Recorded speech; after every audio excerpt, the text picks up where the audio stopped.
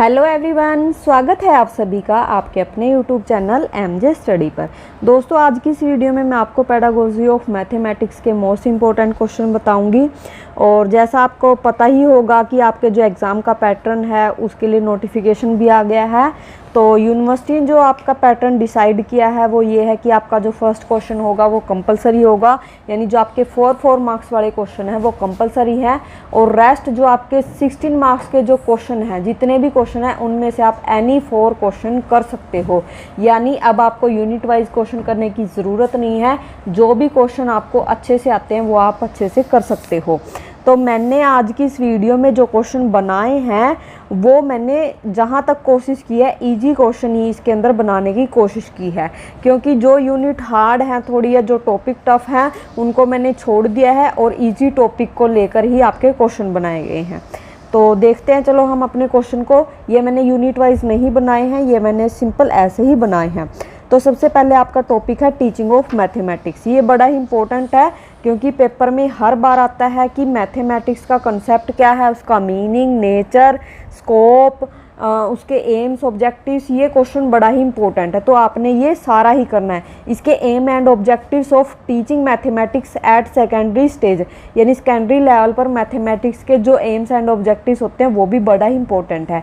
तो आपने ये क्वेश्चन पूरा का पूरा ही करना है।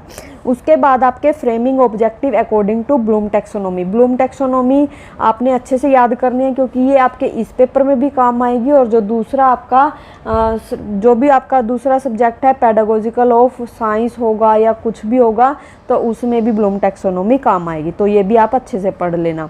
उसके बाद है the nature of mathematical proportion, use of quantifier and Venn diagram and mathematical theorem and its variants। ये भी क्वेश्चन जैसे क्वांटिफायर का दे देता है या फिर 2 दे देता है, मान लो 8 मार्क्स में डाल के ये क्वेश्चन किसी भी तरीके से बना सकता है, या प्रोपोर्शन का या फिर क्वांटिफायर का या फिर मैथमेटिकल थ्योरम डाल देगा।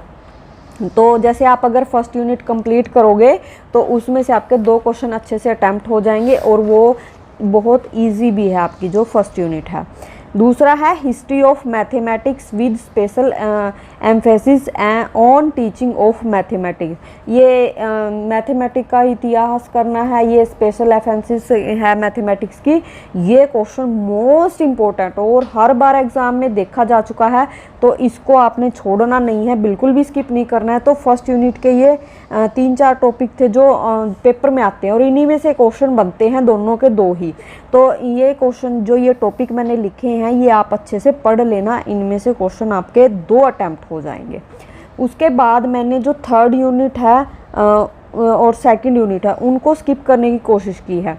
थर्ड यूनिट में आपके मैंने जो पेडागोजिकल एनालाइज है उसके अंदर मैंने 3 टॉपिक डाले हैं। अगर आप चाहो तो कर सकते हो, वरना अदरवाइज आपके लिए ऑप्शनल है क्योंकि करोगे, क्योंकि 3 टॉपिक ऐसे हैं जैसे इक्वेशन वाला, वॉल्यूम वाला, रेशो एंड प्रोपोर्शन वाला। ये जो 3 टॉपिक हैं ये कई बार पेपर में पेडागोजिकल एनालाइज आता है, तो ये ईजी भी है और मेरे ख्याल से मैथमेटिक वाले स्टूडेंट्स को आते भी होंगे। तो इनको आपको थोड़ा सा ही रिवीजन करना है। मेरे ख्याल से अगर आप इसको कर लोगे तो अच्छा ही होगा।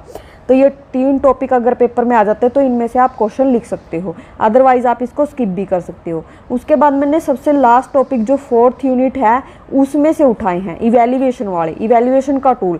ये मैंने इसलिए लिया है क्योंकि इवैल्यूएशन वाला टॉपिक आपके टीचिंग उसमें लर्निंग एंड टीचिंग वाला जो पेपर है उसमें भी है और वहाँ पर भी ये काम आएगा और यहाँ पर भी काम आएगा, और दूसरा आपका जो टीचिंग सब्जेक्ट है वहाँ पर भी ये काम आएगा। तो ये इसका बेनिफिट करने का ये है कि आपको यहाँ भी इसका बेनिफिट है और अदर दूसरे पेपर में भी इसका करने का बेनिफिट है। तो मैंने इवैल्यूएशन लिया है, इसका कंसेप्ट क्लियर करना है, मीनिंग, नीड्स और इसके टाइप। देखो जो लर्निंग वाले में टाइप्स दिए हुए हैं वो हैं आपके फॉर्मेटिव, समेटिव और डायग्नोस्टिक।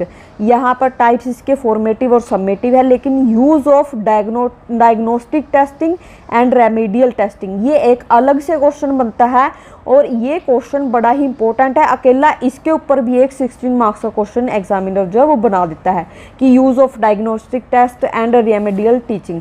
तो ये क्वेश्चन भी आपने छोड़ना नहीं है, अच्छे से इसको रटना है, पढ़ना है। उसके बाद है कंटिन्यूस एंड कॉम्प्रिहेंसिव इवैल्यूएशन। ये भी टॉपिक जो है मोस्ट इंपॉर्टेंट है, एग्जाम में हर बार आता है और इसी में ही नहीं लर्निंग एंड टीचिंग में भी आता है, और दूसरा आपका जो पेडागोजिकल सब्जेक्ट है उसमें भी ये काम आएगा। तो ये भी आपने पढ़ना है।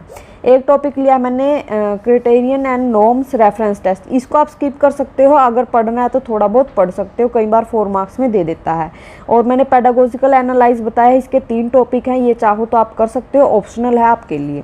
उसके बाद role of mathematic teacher association journals and other resource material in mathematical education, ये क्वेश्चन भी जैसे जोड़ के दे देता है 16 मार्क्स के अंदर, या फिर 8 मार्क्स का बना देगा, तो ये पढ़ लेना, क्योंकि मैंने लास्ट यूनिट पूरी ही कंप्लीट करवाई है, तो उसके अंदर ये टॉपिक जो हैं आएंगे। अगर आपको 2-2 क्वेश्चन करने, 2 क्वेश्चन फर्स्ट यूनिट में से, 2 लास्ट वाली में से, तो ये उसमें से अटैम्प्ट हो जाएगा।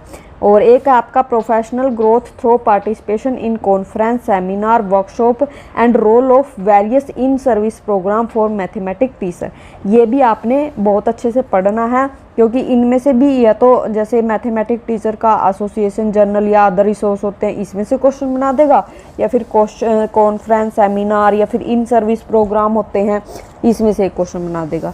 तो आपने 2 अटैम्प्ट करने हैं लास्ट वाली यूनिट में से, तो ये क्वेश्चन आपको करने पड़ेंगे। तो ये थे आज के हमारे मोस्ट इंपॉर्टेंट क्वेश्चन, और मैंने ज़्यादा टफ क्वेश्चन नहीं बनाए हैं, जो इजी से टॉपिक हैं वही मैंने इसके अंदर लिए हैं।